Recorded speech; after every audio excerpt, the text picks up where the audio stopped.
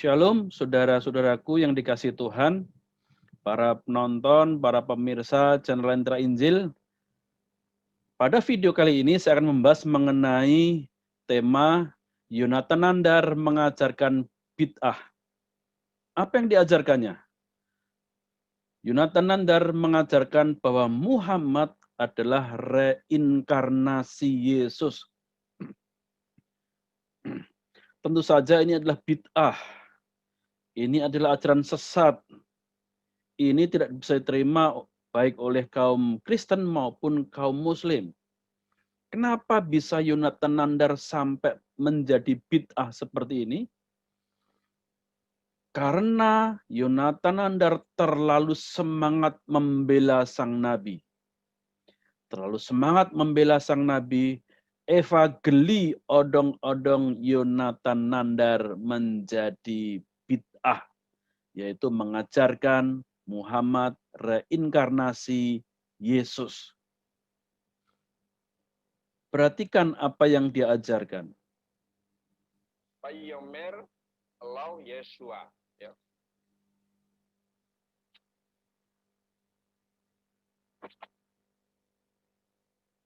Anoki, ya. Anoki.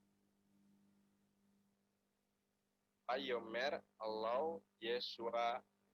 Ya. Bisa berkata, ya. Anoki haderek weamat wehayem. Ya. Sebentar. Nah, Yeshua HaMashiach, saudaraku, perhatikan, ya. Perhatikan, Yeshua HaMashiach mengatakan, Yeshua, ya. Yod, Shin, Wau, Ain. Yeshua, Anoki, ya. Dia mengatakan, ya, haderek, ya. Akulah, ya. Anoki, akulah, haderek jalan, ya. Weamat. Weamat. Ya. Kalau kita lihat terjemahan, ya. Akulah, ya. Anoki, haderek, ya. Akulah jalan. Amat. Apa di situ? Akulah jalan, ya. Haderek kan jalan. Kalau di terjemahan, Ahmad, apa? Kebenaran. Nah, ini saudara permasalahannya, ya. Ini permasalahannya. Oleh karenanya, ya, kenapa teman-teman Kristiani tidak mengenali Nabi Muhammad SAW? Karena Ahmad diterjemahkan menjadi kebenaran. Lah, inilah, ya, oleh karenanya firman Tuhan katakan, fawailul lilladzina yaktubunal kitaba biaidihim tsumma yaquluna hada min indillah. Kecelakaan besarlah bagi orang-orang yang telah menulis Alkitab, lalu mereka mengatakan, ya, mereka menulis Alkitab dengan tangan-tangan mereka sendiri, lalu mereka mengatakan ini dari Allah, padahal bukan. Dan untuk mengaburkan nubuatan Nabi Muhammad di dalam Yohanes 14 ayat ke-6, Ahmad, yaitu diganti, diterjemahkan sebagai kebenaran, ya, sebagai kebenaran. Wah, Nandar, Ahmad itu kebenaran, Nandar. Makanya belajar bahasa Ibrani. Loh, kenapa dengan bahasa Ibrani? Bahasa Ibrani itu sama dengan bahasa Arab, hampir sama, ya. Talmid, siswa, ya. Tilmidu di dalam bahasa Arab siswa, ya. Nabi dalam bahasa Arab nabi, ya. Akhi, saudaraku, di dalam bahasa Ibrani akhi, hampir sama. Dan kebenaran di dalam bahasa Ibrani itu bukan Ahmad. Apa, Nandar? Sidiko. Ah, kamu ngasal, Nandar. Lah, kamu nggak percaya? Saya tunjukkan. Ya, kata Yesus, akulah jalan bagi Ahmad, Wehayim, dan hidup. Ya, saudara, tadi sudah jelas ya apa yang dikatakan Pak Yonatan Nandar ini, bahwa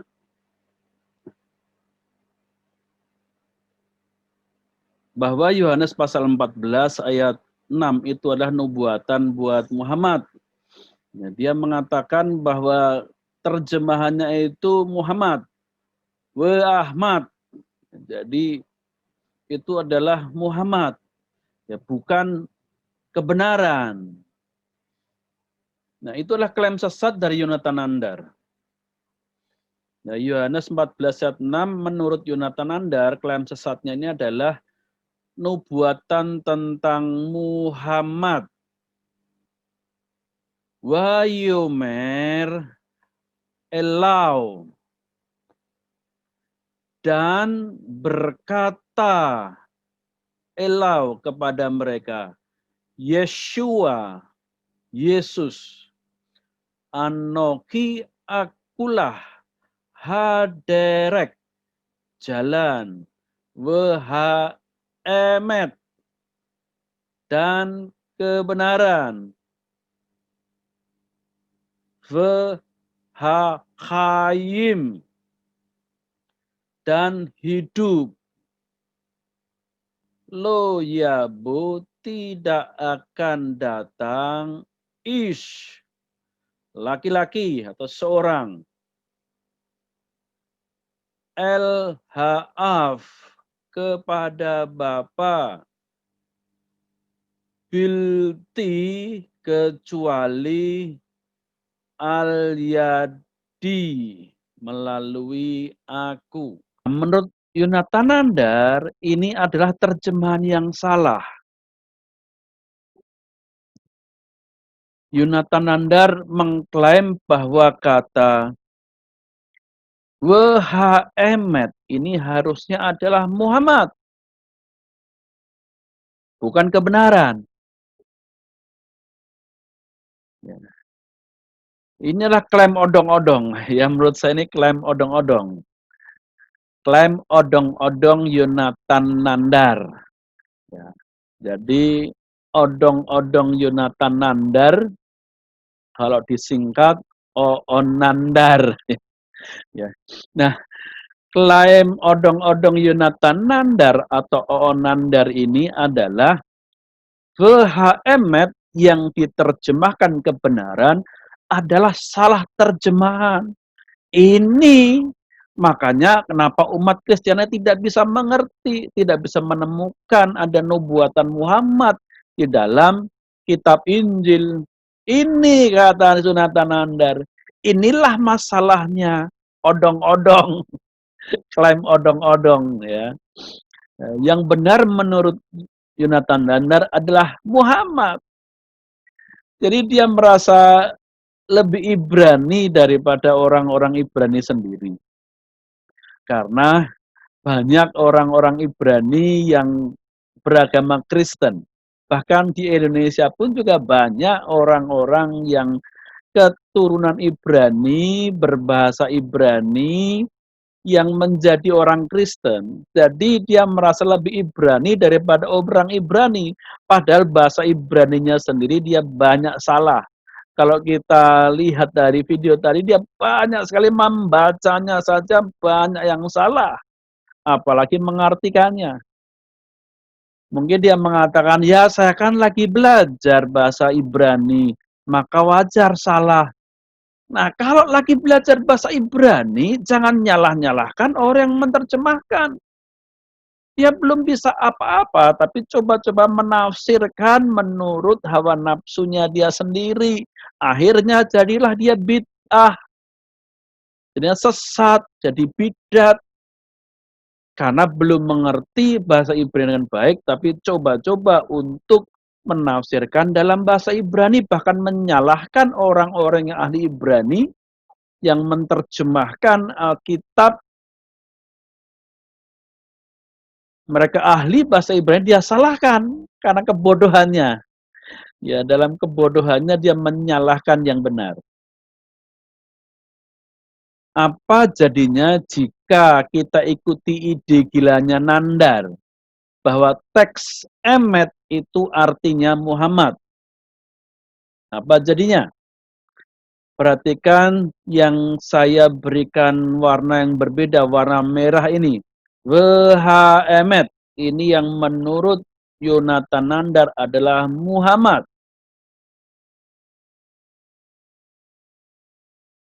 Nah, kalau kata-kata yang merah ini diganti dengan Muhammad, apa jadinya? Wayomer Elau Yeshua. Dan berkatalah Yesus kepada mereka, Anoki, akulah haderek, jalan, Muhammad dan Muhammad. Dan hidup tidak seorang pun akan datang kepada Bapa kecuali melalui aku. Perhatikan di sini saudara. Yesus mengatakan menurut Nandar nih ya, menurut Nandar. Anoki haderek we amat. Akulah jalan dan Muhammad. Nandar mengatakan bahwa Yesus adalah jalan dan Muhammad. Artinya apa? Artinya kalau Muhammad ini diartikan Muhammad, maka Yesus sama dengan Muhammad. Itu adalah dan. Muhammad, Muhammad. Jadi ketika Yesus mengatakan Anoki haderek ha Ahmad, Yesus mengatakan akulah jalan dan Muhammad. Nah, artinya Yonatan Nandar mengatakan Yesus sama dengan Muhammad. Jadi Yonatan Nandar mau mengatakan bahwa Muhammad itu adalah reinkarnasinya Yesus. Saudara, apakah ini salah kalau saya mengatakan Yonatan Nandar ini bid'ah? Mengajarkan bahwa Muhammad adalah reinkarnasinya Yesus. Karena Yesus atau Nabi Isa sudah diangkat ke surga dan kemudian yang datang adalah Muhammad. Lalu Yonatan Nandar mengatakan Muhammad ini adalah Muhammad. Yesus mengaku aku adalah Muhammad. Itu menurut Yonatan Nandar, artinya Yonatan Nandar mengajarkan reinkarnasi. Yesus bereinkarnasi menjadi Muhammad. Clear, jelas bahwa Yonatan Nandar ini demi membela nabinya, mau membuktikan nubuatan nabinya di dalam kitab Injil, justru malah mengajarkan bid'ah.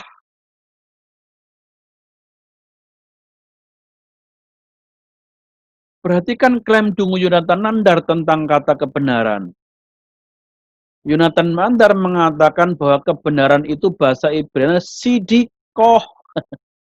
Ya, dia mengatakan sidikoh. Coba lihat. Nah, dia mau membuktikan di dalam perjanjian lama kebenaran itu sidikoh. Ya, bukan sidikoh ya saudara ya. Itu ya bukan sidikoh. Ya. Sedekah. Kebenaran itu sedekah. Tetapi sebenarnya kebenaran bukan sedekah saja. Nanti kita bahas. Yonatan Nandar mengatakan kalau kebenaran itu bahasa Ibrani adalah sedekah atau sidikoh. Cara membacanya dia. Cara membaca dia kata sedekah itu ada sidikoh. Sidikoh dawuh. Kalau orang Jawa bilang gitu. Nah ini contoh ya, contoh kebodohan Yonatan Nandar. Ya, yang masih salah-salah membaca bahasa Ibrani itu banyak salahnya. Salahnya itu sudah kebangetan. Ya, tetapi dia mengaku bisa bahasa Ibrani, bahkan berani menafsirkan. Kalau sedang belajar, janganlah menafsirkan, lalu memprotes, mengatakan tafsirannya atau terjemahan orang lain itu salah. Oh, dia aja belum bisa. Gitu. Ya. Menurut dia bukan emet, kebenaran itu bukan emet, tetapi sidikoh. Ya, saya luruskan saja lah, saya ikut dia sedekah. Ya, sedekah itu adalah kebenaran. Ya, dia salah ucap nggak apa-apa deh. Ini klaim Dungu. Kenapa Dungu? Karena kebenaran bukannya sedekah saja, ada banyak kata kebenaran. Nandar ngomong gitu karena tahunya ya hanya itu. Nah, dengan tahunya hanya itu saja dia nyalah-nyalahkan, itu kan bodoh. dungu, kata Rocky Gerung, ya, dungu. Ya. Dan lebih dungunya lagi kalau nggak bisa dikatakan idiot atau oon adalah dia berani mengklaim kebodohannya itu sebagai kebenaran. Orang bodoh tapi merasa ngerti, maka itu adalah sungguh kedunguan.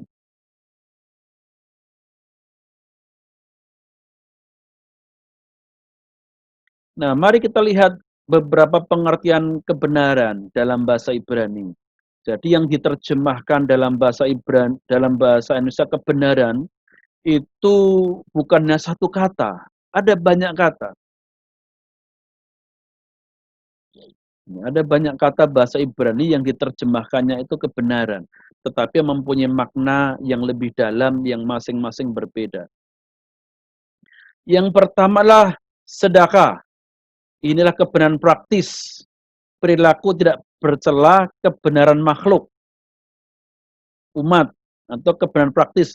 Ya, kebenaran makhluk dan kebenaran praktis. Kalau toh itu kebenaran Tuhan adalah kebenaran yang praktis, yang perilaku atau tingkah laku, perbuatan, itu sedekah. Ya, bisa juga berarti perilaku yang Tuhan harapkan untuk dilakukan manusia. Lalu tindakan Tuhan untuk menyelamatkan dan menghakimi. Tindakan yang praktis, bukan prinsip, bukan aturan, bukan hukum, tetapi tindakan praktis. Yang kedua adalah mispat.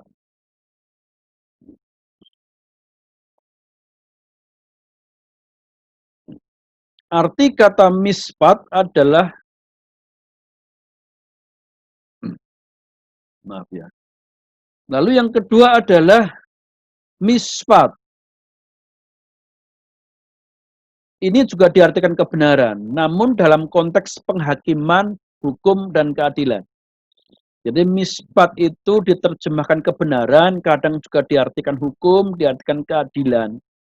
Tapi pengertiannya kebenaran yang berkaitan dengan hukum, keadilan yang berkaitan hukum di dalam ruang pengadilan. Nah, di sini dalam kitab Ulangan pasal 33 ayat 21 dikatakan ini yang saya kasih warna merah ya. Ya, yang saya kasih warna merah ini ya. Sitkat, yothe, wauhe, asa, umispatain. Sitkat kebenaran, yothe, wauhe Tuhan, asa melakukannya. Umispatain dan kebenaran hukum-hukumnya. Jadi dua kata ini ada di dalam kitab Ulangan pasal 33 ayat 21. Sitkat dari kata sedekah, umispatain itu dari kata mispat. Kebenaran di sini adalah kebenaran yang bersifat praktis, ya, tindakan. Sedangkan mispat ini kebenaran berkaitan hukum. Ini jelas ya di dalam Ulangan pasal 33 ayat 21. Lalu kebenaran yang ketiga adalah misyarim. Misyarim ini berkaitan dengan aspek kejujuran, lurus, aturan Tuhan, dasar hukum, perjanjian. Jadi dalam kitab Mazmur pasal 9 ayat 9, kalau dalam bahasa Indonesia itu 9 ayat 8. Dialah yang menghakimi dunia dengan keadilan, ini sedekah, dan mengadili bangsa-bangsa dengan kebenaran. Perhatian, kebenaran ini menggunakan misyarim.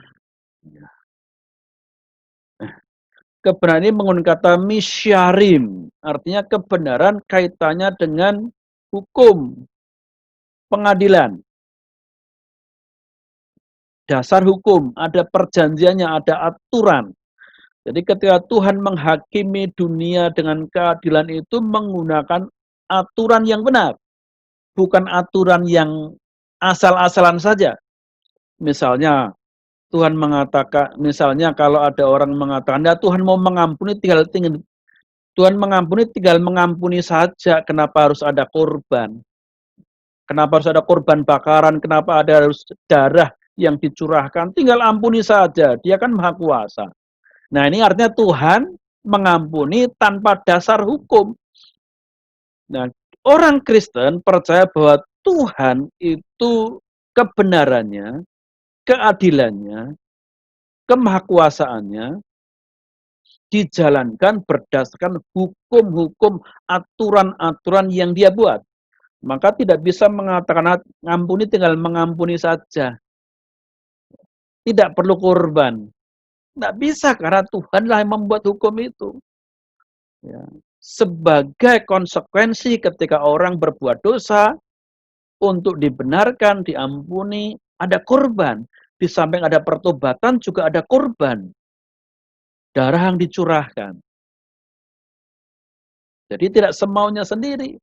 Ketika Tuhan menghakimi itu ada dasar hukumnya. Keempat adalah amunah. Konteks kebenaran amunah ini mempunyai pengertian kebenaran yang dapat dipercaya, jujur, setia, baik dalam perkataan maupun perbuatan.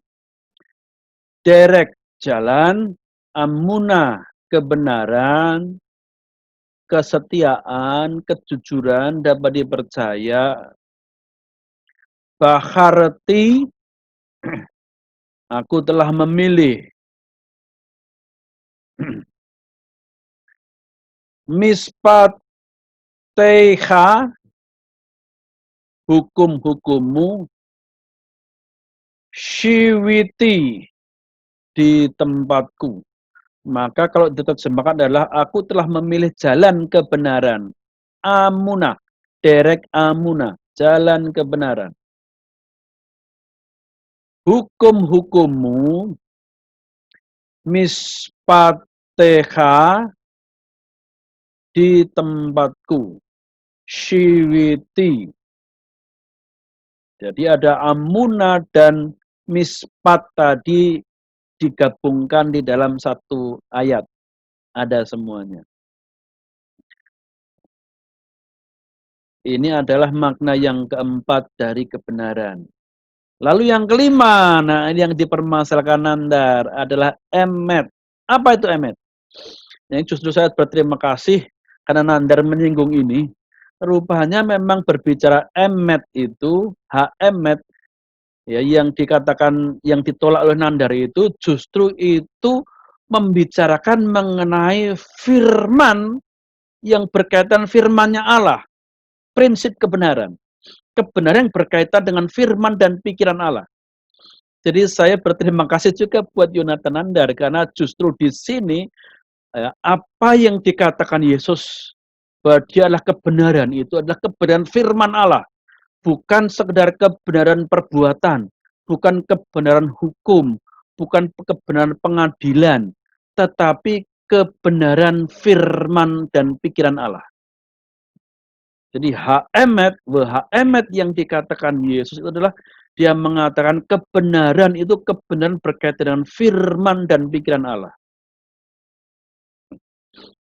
Ya, 2 Samuel pasal 7 ayat 28 di sini dikatakan We'ata dan sekarang Adonai Tuhan Yod He Waw He Atahu engkaulah Ha Elohim Allah itu Udebarha dan firmanmu Yihyu Emet adalah kebenaran. Ya, perhatikan ya kata emet, kebenaran yang emet ini selalu dikaitkan dengan davar, firman, prinsip. perkataan. Jadi justru Yohanes pasal 14 ayat 6 tadi, ketika Yesus mengatakan akulah jalan dan kebenaran, itulah kebenaran firman. Jadi dia sendiri mengatakan bahwa dirinya adalah kebenaran firman, bukan kebenaran sedekah, bukan kebenaran amunah, bukan kebenaran mispat, juga bukan misyarim, tapi emet, kebenaran firman, firman Allah.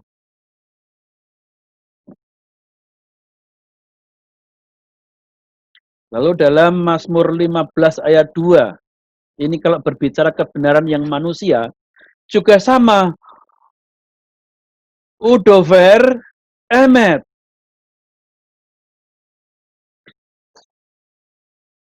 Dan mengatakan kebenaran.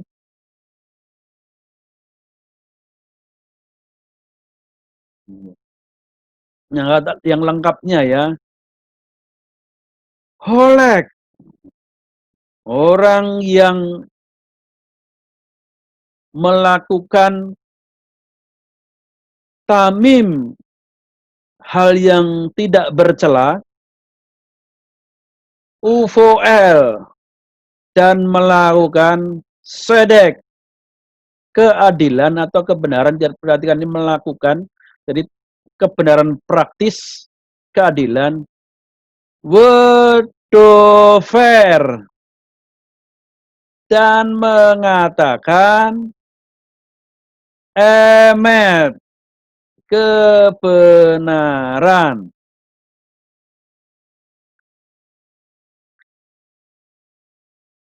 Kata emet ini kembali dikaitkan dengan dafar, firman. Jadi ketika mengatakan anoki haderek wh emet, artinya Yesus mengakui bahwa dirinya adalah jalan dan kebenaran firman Tuhan. Bukan kebenaran yang praktis. Justru ini pengakuan Yesus bahwa dialah logos, firman, kebenaran.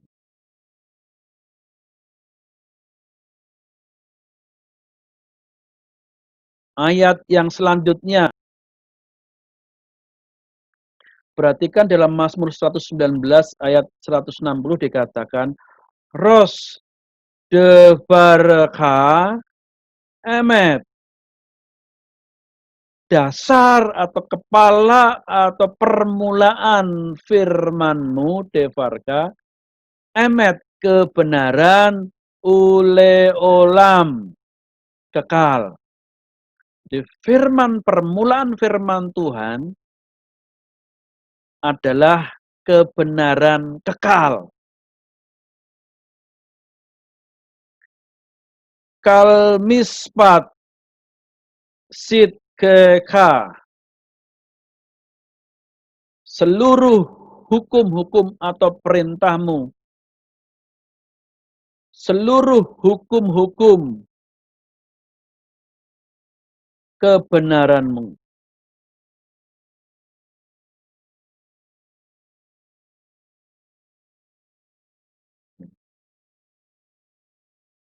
Nah, ayat ini menegaskan bahwa emet itu berkaitan dengan firman.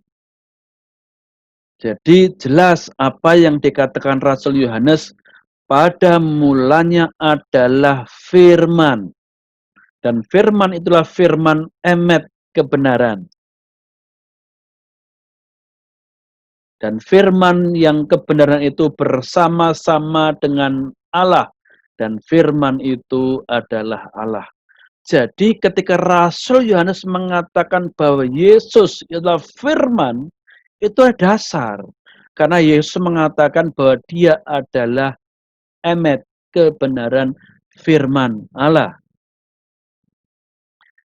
Nah, bagaimana jika semua kata emet diganti dengan Muhammad? Karena Yonatan Nandari ini ngeyel, ngotot bahwa emet itu adalah Muhammad. Baik, kita ikuti saja maunya. Apa jadinya jika semua kata emet itu diganti dengan Muhammad?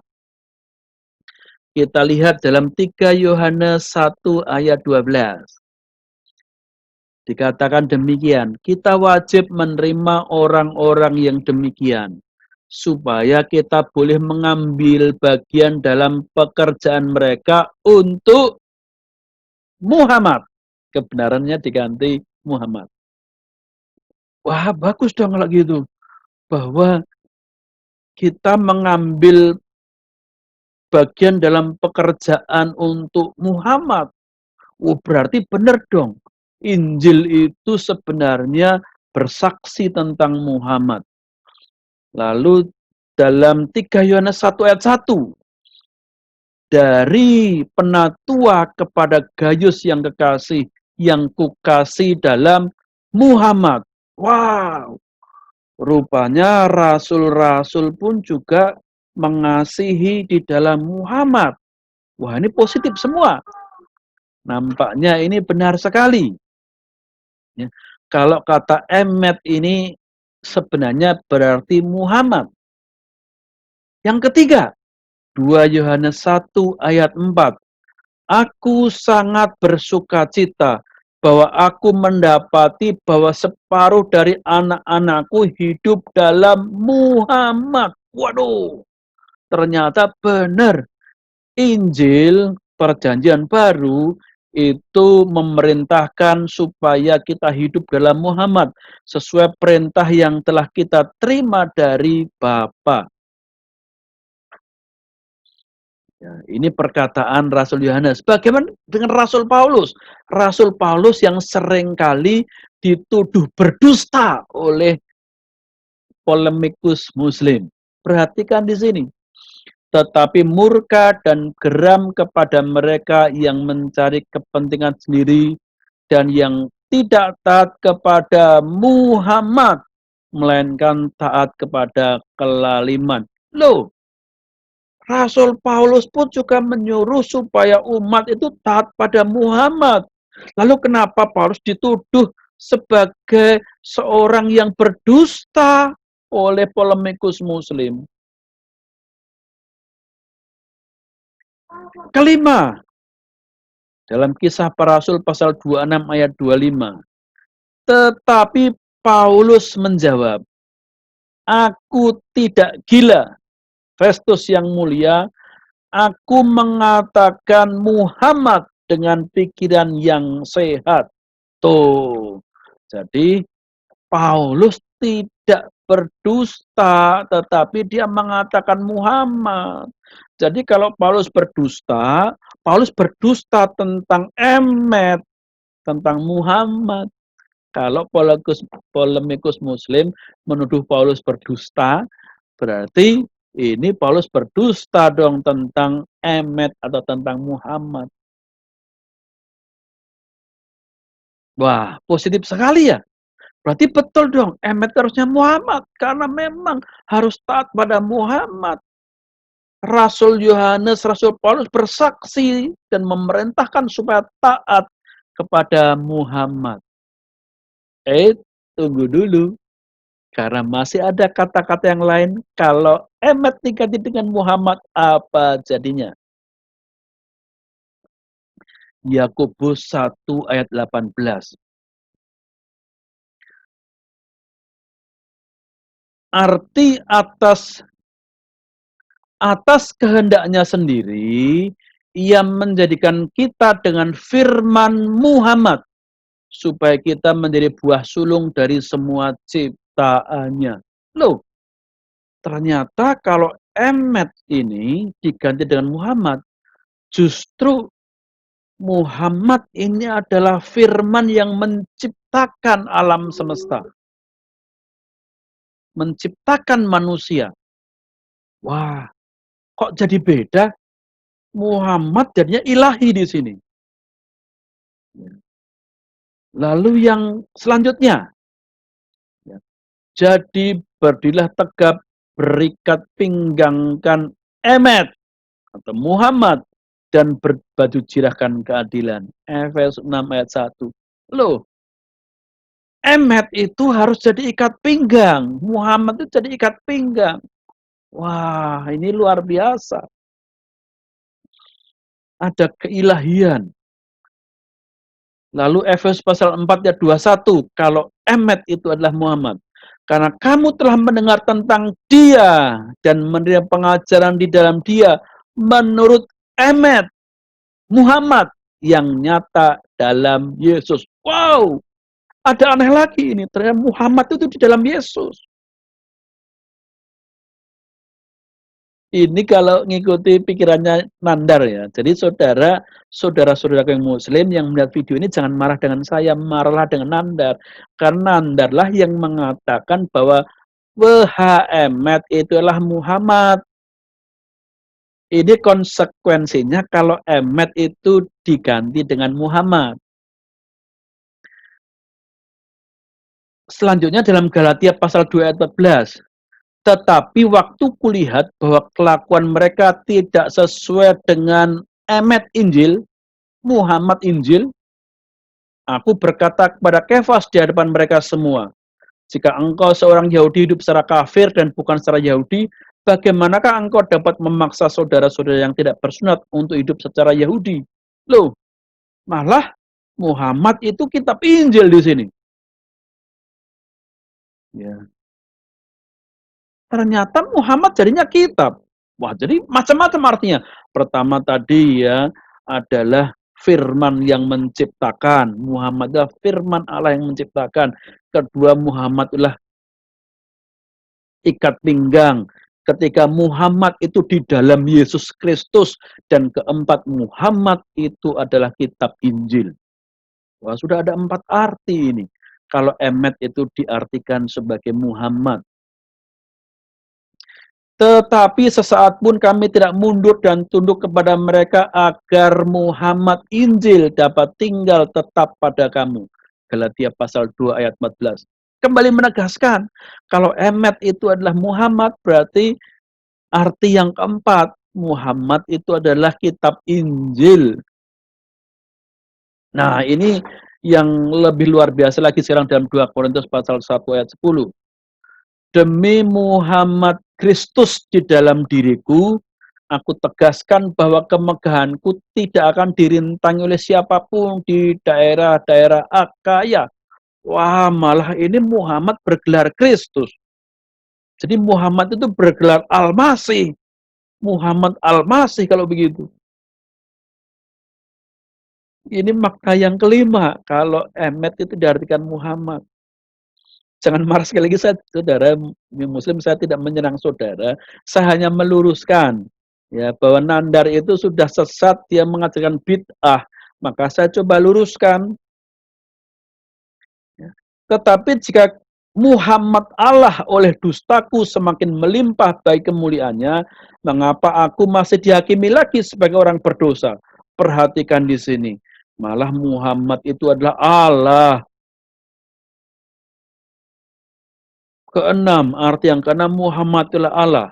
Sebab mereka yang menggantikan Muhammad Allah dengan dusta dan memuja dan menyembah makhluk dengan melupakan penciptanya yang harus dipuji selama-lamanya. Amin. Tuh, ya, Muhammad itu adalah Allah malahan. Ini menurut Yonatan Nandar kalau Emet diganti dengan Muhammad. Sekarang makna yang ketujuh, Muhammad diutus oleh Yesus. Jikalau penghibur yang akan kuutus dari Bapa datang, yaitu roh Muhammad yang keluar dari Bapa, ia akan bersaksi tentang aku. Penghibur itu roh Muhammad, diutus oleh Yesus. Jadi Nabi Isa itu yang mengutus Muhammad. Kalau Nabi Isa yang mengutus Muhammad, jadi Nabi Isa Tuhan dong. Karena Muhammad utusan Allah. Jadi di sini karena Muhammad itu diutus oleh Yesus, berarti Yesus adalah Allah. Muhammad diutus oleh Yesus. Muhammad diutus oleh Yesus. berdasarkan Yohanes pasal 5 ayat 26. Kalau Emet itu diterjemahkan sebagai Muhammad. Sebab hukum Taurat diberikan oleh Musa, tetapi kasih karunia dan Muhammad datang oleh Yesus. Muhammad kembali diutus oleh Yesus. Wah, mau nggak orang Muslim dia mengakui ini? Tapi ini Yonatan Andar yang ngajarkan, bukan saya. Jangan marah sama saya. Marahlah sama Yonatan Andar. Yang dulu memuja-muja Yonatan Andar. Hai kaumnya Yonatan Andar. Sekarang marah kalau sudah saya ungkapkan kebenaran ini. Bagaimana dalam PL? Kita lihat dalam Daniel pasal 8 ayat 12. Suatu kebaktian diadakan secara fasik menggantikan kurban sehari-hari. Muhammad dihempaskannya ke bumi. Dan apapun yang dibuatnya semuanya berhasil. Wah, ini malah lebih sadis lagi. Orang yang menghempaskan Muhammad ke bumi bisa melakukan apa saja. Apa yang dilakukannya berhasil. Kalau memaksakan Emet diartikan Muhammad. Ini menurut Yonatan Nandar. Jadi saudara jangan marah sama saya, marahlah sama Yonatan Nandar. Amsal pasal 11 ayat 8. Orang fasik membuat laba yang sia-sia. Saya ulangi ya. Orang fasik membuat laba yang sia-sia, tetapi siapa menabur Muhammad mendapat pahala yang tetap. Jadi Muhammad benih yang ditabur. Dalam PL yang ketiga, belilah Muhammad, Emet, Muhammad, dan jangan menjualnya. Demikian juga dengan hikmat, didikan, dan pengertian Amsal 23, ayat 23. Muhammad itu suruh dibeli. Ya, jadi kalau Muhammad itu adalah Muhammad, ini artinya.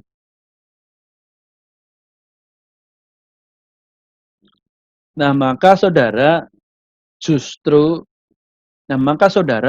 apa yang saya sampaikan di dalam video saya ini justru untuk meluruskan supaya Nabi Muhammad tidak direndahkan oleh Yonatan Nandar.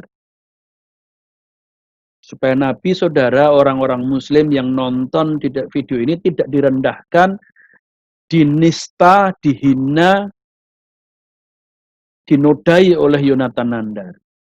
Maka saya simpulkan bahwa Emet itu artinya kebenaran, bukan nubuatan untuk Muhammad.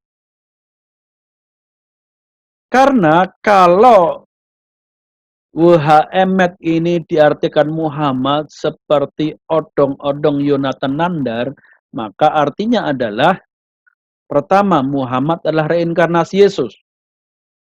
Kalau Yonatan Nandar memaksa atau yakin mengajarkan bahwa Emet itu adalah Muhammad, maka artinya adalah Muhammad adalah reinkarnasi Yesus. Kedua, Muhammad diutus Yesus. Ketiga, Muhammad ada di dalam Yesus. Keempat, Muhammad adalah hipostasis Allah. Tadi kata Muhammad Allah. Kelima, Muhammad adalah firman Allah yang mencipta. Ayat-ayatnya sudah saya tunjukkan tadi kalau Emet itu diartikan Muhammad. Muhammad adalah firman yang mencipta. Keenam, Muhammad adalah Allah sendiri. Ketujuh, Muhammad adalah kitab Injil. Kedelapan, Muhammad adalah ikat pinggang. Kesembilan, Muhammad dihempaskan ke bumi. Dan Muhammad barang yang bisa dibeli dan bisa ditabur. Ya. Benda yang bisa ditabur untuk ditanam. Ini dasarnya adalah ayat-ayat yang sudah saya sebutkan tadi. Nah, di sini ya, semuanya itu ayat-ayatnya.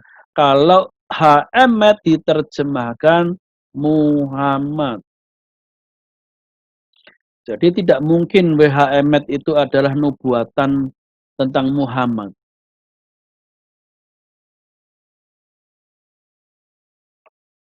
Kesimpulannya adalah Yonatan Nandar mengajarkan bid'ah yang melawan ajaran Islam sendiri. Apa yang dilawan sudah saya tunjukkan tadi.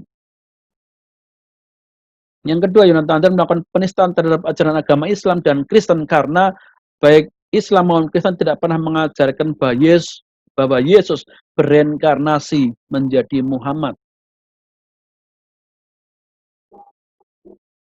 Dan juga Islam tidak pernah mengajarkan bahwa Muhammadlah firman Allah yang menciptakan, apalagi Allah, apalagi hipostasisnya Allah. Yang ketiga, Yonatan Nandar melakukan penistaan terhadap Nabi Muhammad dan Nabi Isa. Maka tegas saya katakan bahwa Yonatan Nandar sudah mengajarkan bid'ah karena dia mengatakan bahwa Muhammad itu adalah Wahhamet, bukan kebenaran. Tetapi Wahhamet itu adalah Muhammad. Saudara yang menilai, kalau marah jangan marah sama saya, tapi marahlah sama Yonatan Nandar. Saya hanya menjelaskan konsekuensinya kalau Wahhamet itu diterjemahkan Muhammad oleh Yonatan Nandar. Maka Wahhamet semua di Alkitab, baik dari kitab Kejadian maupun sampai dengan kitab Wahyu, itu harus diartikan menjadi Muhammad. Dan jadinya adalah penistaan. Saya berharap saudara mendapat rahmat dan hidayah, dibukakan kebenaran-kebenaran lebih tinggi lagi untuk mengenal Dia yang telah datang sebagai manusia, yaitu firman Allah yang kekal adalah juru selamat umat manusia. Tuhan Yesus memberkati.